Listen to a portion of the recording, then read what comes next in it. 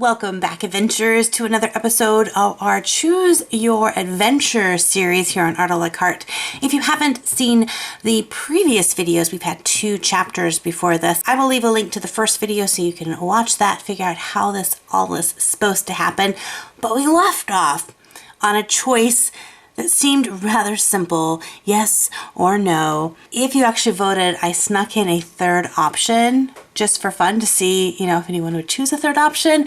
And you guys chose the third option. As you can see, it took me a while to figure out where I wanted to go with this story. So let us jump in to chapter 3, The Thief.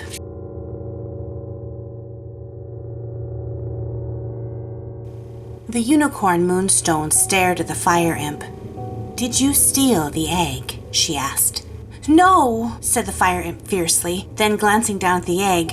"Well, yes." Squeezing her eyes tightly shut, she added, "It's complicated." The unicorn touched the fire imp's cheek with her nose. "Share your story, imp."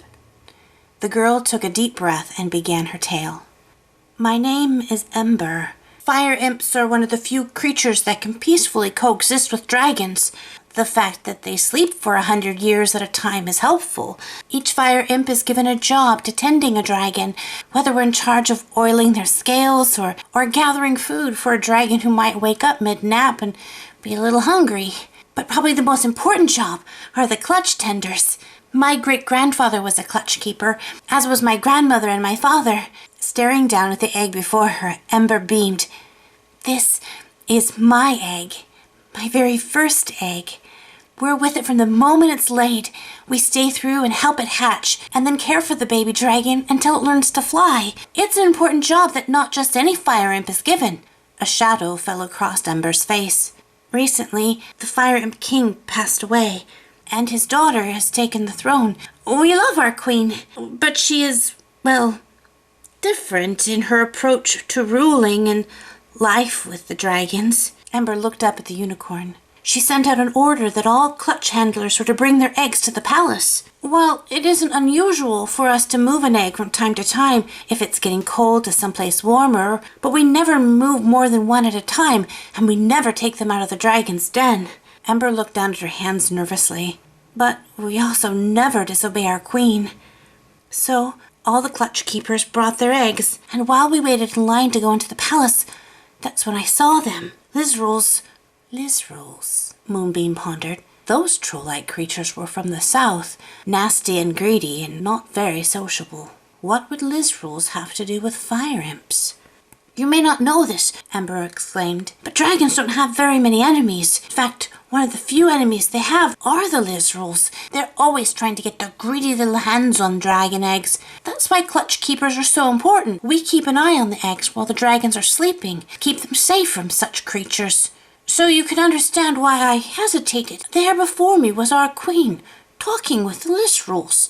She motioned us all forward, but I didn't go. One of the Lizrule guards reached out for my egg, and I jerked back when I did." Ember closed her eyes as if to forget the memory. "The egg slipped from my hand and fell.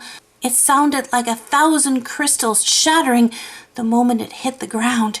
And that's when the dragons roared. I saw them flying out of the opening of their lair, flames burning the sky. We had never seen the dragons so angry before. Even the Lizrule guard was watching. That's when I scooped up the egg in my arms and ran." Ember reached out, touching the egg. "I couldn't take it back to the dragon lairs.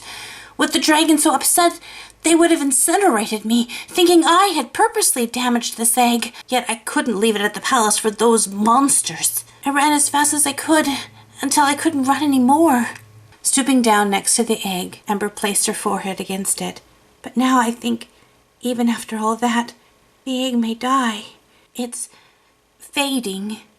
The unicorn silently agreed. If things had not changed, the egg would die. Could she help them? Moonstone could only think of 2 options to save the egg, though one would only stave off death for a little while the other might very well be worse than death. And that, adventurer, is where you get to choose. Does she choose the temporary fix or a more permanent fix with slightly larger consequences. Up in the right top hand corner, you'll find a eye icon. Click whichever one you want to vote on. If you're not yet a subscriber to my channel, hit that subscribe button so that you don't miss out the next chapter, chapter 4 of this story. And until next time, God bless you guys, and we'll see you later. Bye-bye.